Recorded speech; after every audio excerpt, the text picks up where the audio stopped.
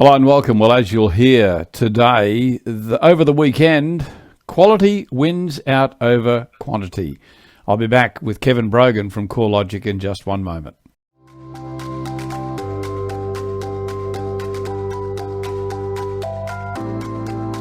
In today's market, great ideas alone simply aren't enough, but innovative execution can hand you a real competitive advantage.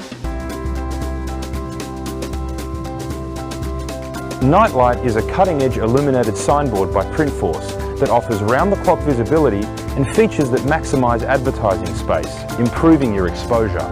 Buyers can now see the full picture, day or night, with Nightlight's edge-to-edge illuminated surface, which utilises environmentally friendly, scratch-resistant technology.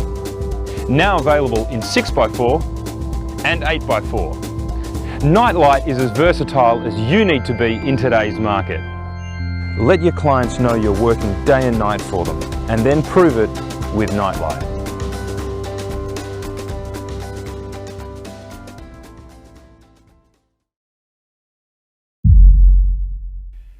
Welcome back to the show, and as I said at the outset, quality wins out over quantity. Numbers might be down, but the quality is up. Hello once again to Kevin Brogan from CoreLogic. Hi Kevin, how you doing? Very well, thank you, Kevin. And you? Oh, mate, I'm fantastic, thank you. I had a great weekend with the family. It was lovely. Hey, mate, let's firstly bring up the preliminary auction results. We've got a comparison here with what happened last year as well. Take us through this, mate. Yeah, sure. So if we have a look at the results this week, as you mentioned, I mean, there was an increase in auction volumes, and it was most noticeable in Melbourne. But both Sydney and Melbourne did see that increase. The clearance rate in Sydney is, in fact, down a little bit from last week. It was 80.3 last week and 76.6% this week. So that may be due to the increased supply. As you pointed out, I mean, it is miles ahead of where it was last year, where we had 51.6%. If you look at Melbourne, 77.8%, that's actually a fairly consistently strong result. So it doesn't look as if the increase in auctions exerted too much downward pressure on the clearance rate. With the first time for quite some time, 1,000 auctions for the week. Yeah, I also noticed too, Kevin, that all the caps are over 50%, which I can't recall seeing in quite some time. You look at Brisbane there, this time last year was at 44%, Perth at 25%, but they've all chalked up over 50% this week. Oh, look, they have. I mean, Perth is an interesting market. As you know, auctions really not a major method of sale in Perth, and particularly while market conditions remain weak. Auctions haven't been in favour, and the collection rate is pretty low. But we've actually seen over the past few weeks Perth performing above that sort of mid-20s level. So perhaps over a period of a couple of months, you could certainly argue that things have picked up in the auction market in Perth. Yeah, well, we saw a good result out of Brisbane, and the only reason I mention that is because our second top sale, as you're going to hear a little bit later, actually did come out of Brisbane. Actually topped, almost got top sale in the country, missed it by about 100,000. We'll give you all those details. I'll take you to the Sydney property in just a moment. Before we do that, let's have a look at the Sydney sub-regions. Bring up our graphic now, and we've got a comparison here with last week, Kevin, so we can look at week on week here now. And yeah, some of them went back a little bit, week on week. Yeah, look, there were fewer sub-regions this week with a clearance rate above 70%. I mean, it did drop back a little bit, but as I've said before, I mean, if we're still seeing an overall clearance rate in the mid-70s, that's still a very strong result compared to where we were last year. I think Ride was the star performer in both weeks, but you can see, I mean, it's sort of indicative. Last week was 92.6%, and this week is 85.2%. So although there has been a little bit of a decline, you can't say anything other than 85.2 being being a really strong result. But then you've got other areas like inner southwest, a bit of a mixed bag. They're 75.5% last week and up to 83.3% this week. And the eastern suburbs, in fact, this week doing a bit better than they did last week as well. Yeah, eastern suburbs I'm looking at, they're almost 100 auctions, so that's a fairly good representation of what the market's doing at a very nice clearance rate of 81.8% as well. So pretty good all round, I would think. Oh, look, absolutely. And I mean, the eastern suburbs really does sort of fit in with your headline comment about quality winning out. And obviously, when we cover the highest sales, you'll see the types of quality properties that have been selling well at auction. But, we really have seen in Sydney in particular that it is those higher value properties that are both recovering from the recent soft market conditions in terms of value, but also in terms of their auction market performance. Well, in fact, our top New South Wales sale did come out of the inner west, and we were looking there at inner west at a clearance rate of 77.6%. Let's go to our top sale out of Sydney at 28 South Street, Strathfield. This property sold by Greg Emerton and Steve Devine from Devine Real Estate, achieved $4,900,000, 7-bedroom, 4-bathroom. This one's on 1,284 square metres. Quite a lovely property on a very big block of land, Kevin. Oh, look, it certainly is. I mean, when you look at a block that size, that close in to the city, I mean, Strathfield, we've covered highest sales there before, and there's a reason for that. It is, as you say, inner west. It's really close to the city. That size of land, and I mean, if you look at the landscaping there as well. Beautiful house, 1990 construction, really big accommodation, 7 bedrooms, 4 bathrooms. Last sold in 2006 for $3.45 million, to give you an indication of the sort of growth over the intervening 13 years. But it's interesting. This is an area which was hit when the market softened, and the median price for Strathfield is down about 20% at 2.1 million. But the last couple of months, we've seen a fairly sharp increase in the median house price here, but it's still small. It hasn't recovered the loss that we've seen, but we've seen a very clear indication that the prices are picking up. Well, congratulations there to Steve and Greg on achieving that sale. We'll take you to Melbourne now. Our top sale out of Melbourne coming from the inner south, so we'll have a look at that first. Good numbers at the inner south, 267 auctions and 76%. Not the biggest clearance rate, or the most successful clearance rate, certainly in the Melbourne sub-regions, but very representative. We'll take you to that top property in just a moment. Tell us about some of the other areas, Kevin, that jumped out for you. Yeah, look, it's interesting. I mean, the Outer East is continuing its really strong showing in the Melbourne market, up above 90% again this week at 92.8. And there's actually quite a big gap then to the next highest of the sub-regions being the Inner East. So definitely the East is doing pretty well. That's the busiest. The third busiest of the regions, 131 auctions, and 84.8%. The lowest is Mornington Peninsula, but I think the Mornington Peninsula is a little bit up and down. We only have a small relatively sample size there. Right. And it can be really mixed. Mornington Peninsula down, Portsea, Sorrento, you've got some really high value properties that normally do pretty well. But then closer in, you've got some lower value properties, which are perhaps not performing quite so well at auction. Interesting to note too that week on week, the clearances seem to be fairly uniform across those sub-regions as well. Let's take you to the top sale out of Victoria. And this one, as I said at the start, came from Inner South. $3,875,000 for the property at 34th Street, Blackrock. Buxton's selling this one. Romana Altman and Jennifer Hine for a 4-bedroom home on 953 square metres, Kevin.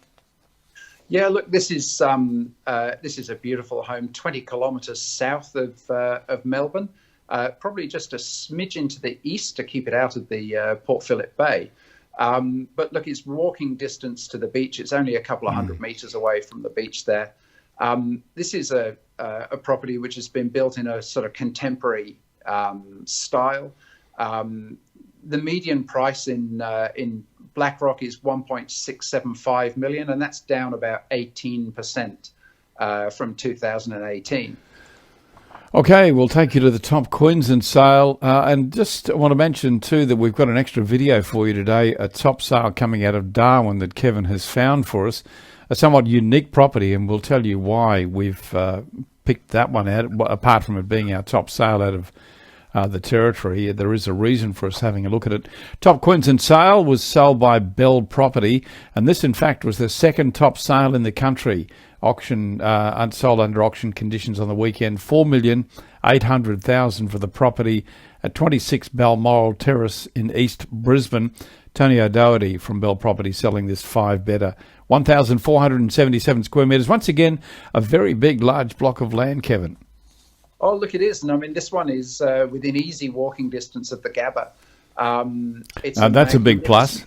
Absolutely. I'm sure when you're lounging in the garden, you can hear the crowds. Yes. Look, you can only describe it as a grand 1920s Queenslander. It's got a lot of period features. It's got beautiful polished timber floors. And the entrance hall is just spectacular. The other thing is the outdoor entertaining area in this elevated position. There's a pool with commanding views out across the river towards the city, so you can see the city skyline.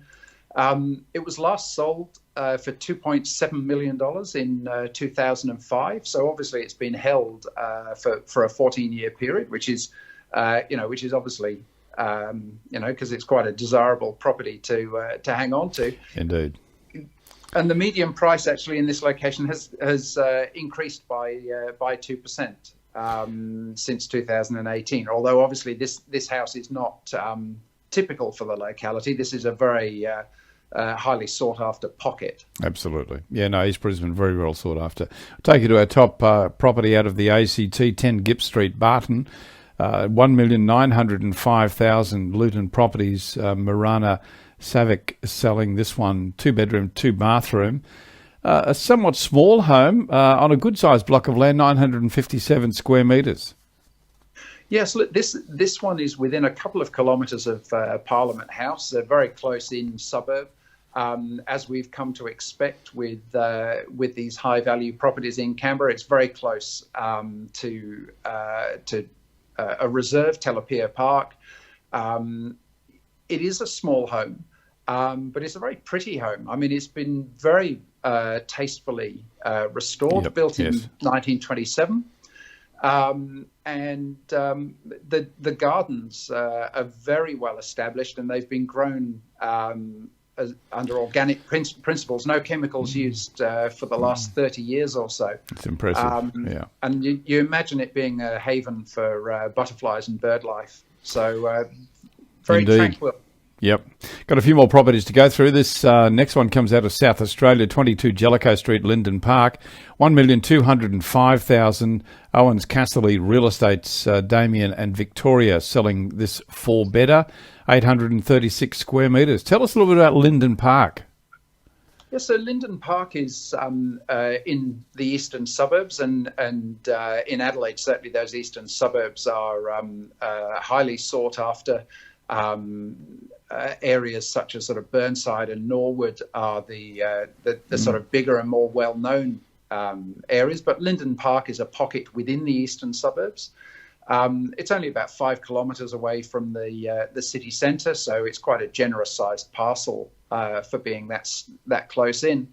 And as we've sort of become accustomed to when we report on the highest sale out of Adelaide, this is a period property built in the 1920s with just fabulous street appeal. So it's sort of built in the Tudor style with a freestone frontage. And it's been very tastefully renovated and extended with a swimming pool.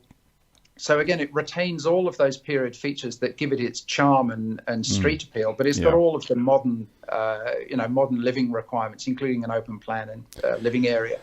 Okay, across to Perth now, and out of the northwestern part of Perth, we see the top sale there at 66 Corbett Street at Scarborough, $815,000. Pete Real Estate's James Drummond and Michaela Pinkney selling this three-bedder on 845 square metres, Kevin.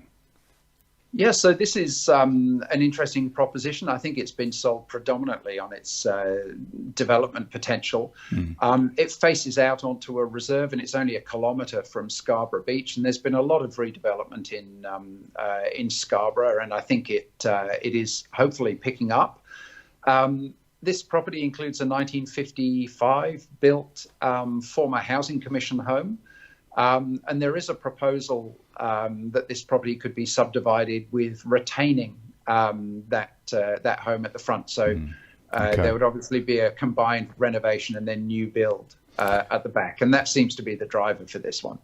Okay, a really interesting story coming out of our next video, and this is the top sale in Darwin at 23 Banksia Street, Nightcliff. Colliers International selling this property, $950,000. Interesting story about the construction of this. I know you know that, Kevin, and we'll ask you about that, and also about the price. It's a four-bedder, but as you'll see from the video, somewhat of an unusual style. What's the story behind this one, Kevin? Yeah, so back in 1974, Cyclone Tracy ripped through this area and obviously did a huge amount of devastating damage. But this area is actually about 10 kilometres north of Darwin City, near what's now Sunset Park. And it's a very small and tightly held pocket, very close to the beach.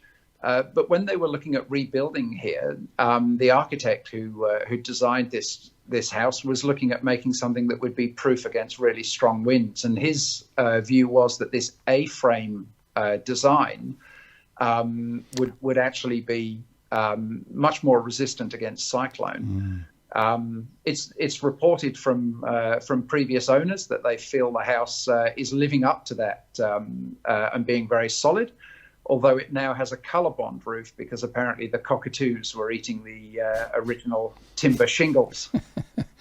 Well, there you go. There's an interesting story. So we'll see. Let's hope we don't have to put it through another cyclone to test it, but it's a really interesting backstory. Kevin, it's great. We're out of time. Thank you very much, my friend. I look forward to catching up with you again on Friday, and we'll get the final numbers. Kevin Brogan from CoreLogic will join me then. Kevin, thank you very much. Have a great week. Look forward to seeing you on Friday.